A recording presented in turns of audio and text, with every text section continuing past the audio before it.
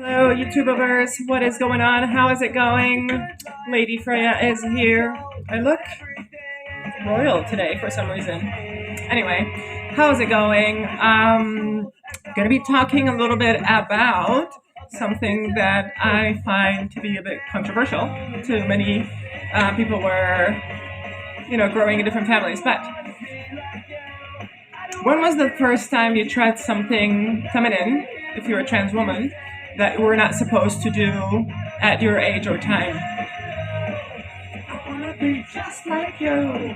Okay, so I had a couple of instances of these because I was born in a very religious Muslim family, which was very bad. And I think I got used to the idea of being afraid and being threatened and having this fear, which I do not have now, thank goodness. But I think one of the first things I was allowed to do as a child, that was mostly for women, was to put henna on my hair. For those who do not know what henna is like an herb that you use as a dye, like a natural dye. And many people use it, especially if you have darker hair like mine. So if you look at this part, there's a little bit of a red tint, and that's because I use henna. And because of that, usually like taking care of your hair, taking care of your body, taking care of your image was something that women do, and that was something that I should not have done or shouldn't have thought about doing. But my mother was not the greatest, but this was one thing that I think she allowed me to do, and my parents allowed me to do, even though it was like, you shouldn't do it, who cares if you look, whatever. So I did it because I wanted my hair to be pretty, but I got left doing it because I had gray hair when I was like a teenager. So I think that was kind of a solution for my parents. Are like, okay, we're gonna let you do it because you have gray hair, not because you want to be like a girl. So it's like, hooray, pass. Now, the other thing that I did, which was a bit more problematic maybe, this is something that my parents did not know about. So I went into my sister's cabinet and I tried some of her underwear, I tried some of her clothing, and I also tried some of her makeup. Now, here's the interesting part. When I tried her makeup, I did not realize that makeup would stay on your face even if you wash it with water. And I think this is why my reputation got destroyed, because I did put like eyeshadow on my eyes, obviously. And I eventually tried to wash it and just like go outside and buy something from the supermarket. I came across someone I knew, and eventually they're like, "Are you wearing makeup?" And I'm like, "Me? No way. Why would you say that?" Eventually, I got home and I was like sweating, going in and out very quickly, looking down on the floor so that no one could see my eye fucking shadow. And I did not realize, because I did it at home where it was like shady, it was dark, so you couldn't really see the eyeshadow. But then when you go outside and it's like sunny, it was pretty obvious for people that I was wearing makeup. And I was like 9 or 10 at this time. And I think that's where my reputation started drifting, because after this I had a bunch of guys come ask me to like give them blowjobs or touch them, or I'm pretty sure they touched me in many different places, but I kind of did not really know what that was about, and I was not bothered, because as long as you don't beat me physically and I'm bleeding, I was okay. I would probably be bothered.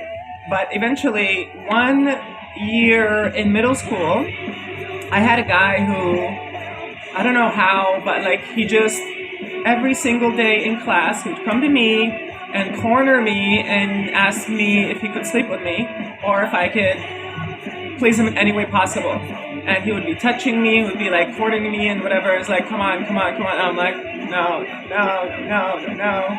And it was pretty uncomfortable, and it got a bit scary at times, because I'm like, I don't even know what to do here. like what can I do from this, because I was not a violent person and I did not like fights, but also I had this person who was just on my back every single day for like a whole year because we shared the classroom. We had the same class, the same period, and yeah, it was very annoying because he was doing this and I was not really responding violently. Other people started doing the same thing, and yeah, eventually I had to move different schools because like we moved to houses, and so that was like a blessing. And when I moved house, I had completely changed my personality in some reason, for some reason. And I think that's where my like metal emo phase started. And I really appreciate that phase because that phase is where I found my baby mama, which was Hannah Montana. I was 11, maybe 10 when I found Hannah Montana for the first time, and I fell in love directly. But I was kind of confused of what love means because I was a little boy at the time, and then I'm like, this is a girl. I'm probably in love with her. And then some people, I remember this, on the bus were like, oh no, you have her as your screenshot. Then that means you love her. Oh my God, you love her. Oh, look at that. They're in love. And now I was thinking about it. I'm like, yeah, I did love her, but like I never really thought about her sexually in one occasion. It was just like purely love, and I never understood what that means because she was a girl and I was a little boy, so obviously I loved her, and that meant that I wanted to sleep with her. That's what everyone kept telling me until I realized, well, that's not what it means, and this is now. Like it took me years to figure this out. And now that I know, and I'm like, wow, this is my girl. I love her still. And I was very proud of her because in like 2023, it was like when she dropped that 23 song, I was like, oh yeah, this is my girl. That's why I really liked her. She was always like brave. She was very strong and she was very cool. And I really, really like this about her because I guess I wanted to be that. You know, I wanted to be that person who was not afraid to take the world. And I did. I think one way or another, I actually achieved what she was doing because I'm here in Spain. I went against everything I was taught. I went against everyone, and including my friends, to create myself. And I just let people come in and come out. Like, if you're here, you're here. If you don't want to be here, then that's it. We're done. Like, you don't have to be my friend. And sometimes, and this is what my tattoo is actually, sometimes we cross, and sometimes the lines cross, and then this actually goes back. And then it goes around, and maybe we lose touch, but then maybe we find each other again later in time, which is pretty okay. Like, it's not a big deal. You don't have to keep your friendships forever. You don't have to keep your relationships forever. Sometimes things come, cross paths, and then they separate again. And I think this is actually very pretty. And I appreciate this. Maybe because it's just the way I was, it's just probably the way I lived life because I had to move a lot and I had to change my friendships and get out of relationships because, well, I dated women only because I had women really get into me and they told me pretty things and they were, interested in me. And I'm like, I like you as a person. And now I'm realizing like most of the women I dated, most were just people I kind of liked as friends, but there were a few women that I really liked. And I think mostly because of personality. And now I'm thinking about it because now I would not go out, I would not date women now because like the gender, or I guess the stereotypical norms of how relationships go, I do not really like. And it's a lot easier dating guys. I'm just going to put this out there. It's a lot easier once you find the guy, it's a lot easier dating a guy. And I'm not a person who's going to ask too much of you. So just leave me alone and mostly let's hang out. I like intimate time, so if we're together, I want you to be there together with me, and you want to show me that you actually want to be here and you're listening to me and you're, showing interest in me or in my life while we're meeting. And then via text maybe, but I don't want to do like superficial things like now it's the third date. Now we have to reach the third base, which means blah blah blah blah blah. I'm like, no, we don't have to do this. If I'm not feeling it, if you're not feeling it, I don't think we have to do anything. So that's that. Let's just that out the way. But eventually, those were kind of the first two things. What were the first two things, or some of the first things that you tried before you came out? Or if you're a cis woman, or if you're a trans man, what were the first things that you did before transitioning, before even realizing, and you, even though you knew this was something that was for the other gender?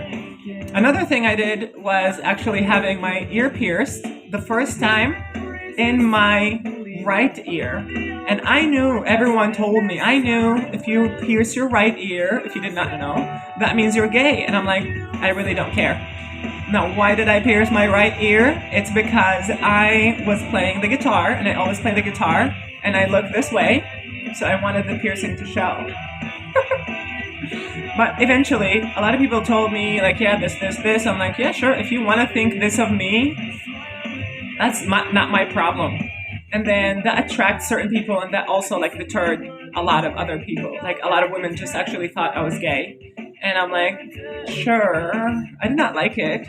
But even now, like, sometimes I interacted with people, and they will treat me as if I had a gay life before, and I would understand all this gay lingo, or this gay, I don't know how to call it, but lifestyle, I guess, interaction vibe. And I'm like, I know, like, I'm not a sexual person. I'm introverted.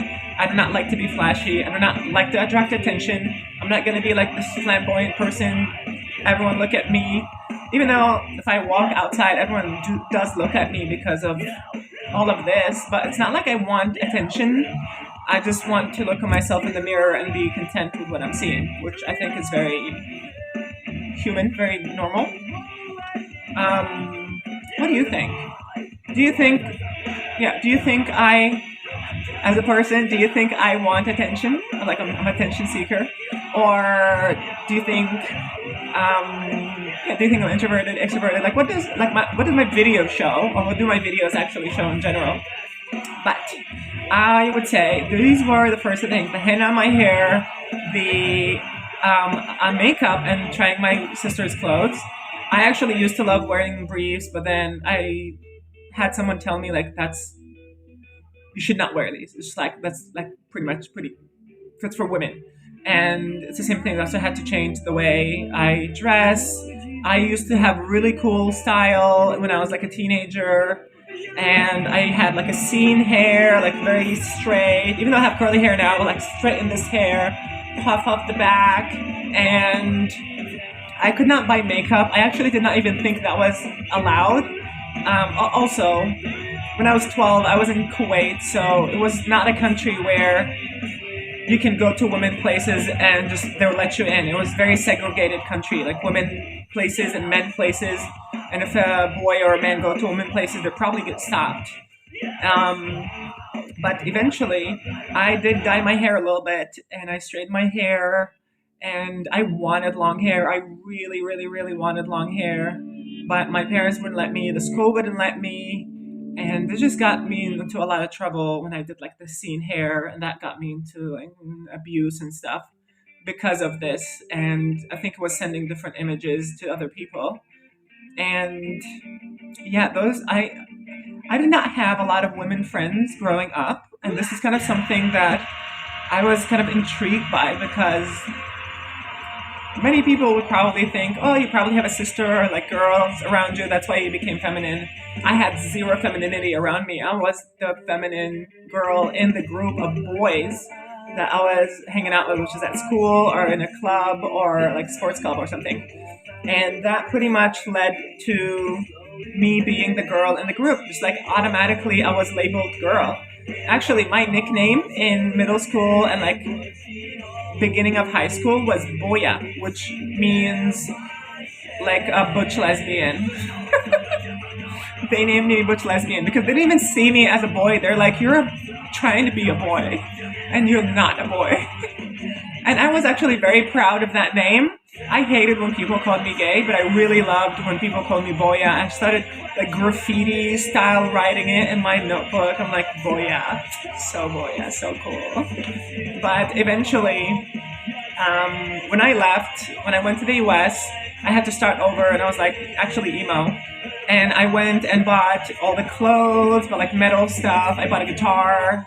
But then eventually, I had women have interest in me, and because of this, I actually became those women I was hanging out around. And one of them, let's call her Jay, very cool girl, and we were like 17, I think maybe, and yeah, like she was kind of bougie, and she was kind of rich, so we went to like fancy places. And I did not mind it because I come from money. So I'm like, okay, but I kind of detested the money lifestyle because I came from money. And I know money only attracts fake relations, like fake relationships with my family, fake relationships with some friends, because all they see is like money, money, money, money, money. And eventually, with her, I actually started becoming her a little bit. Started listening to like this Bon Iver. I was like listening to more hipster stuff. My style, like I had like a t-shirt with a beanie in the middle of summer, which was very hot, but I had a longboard.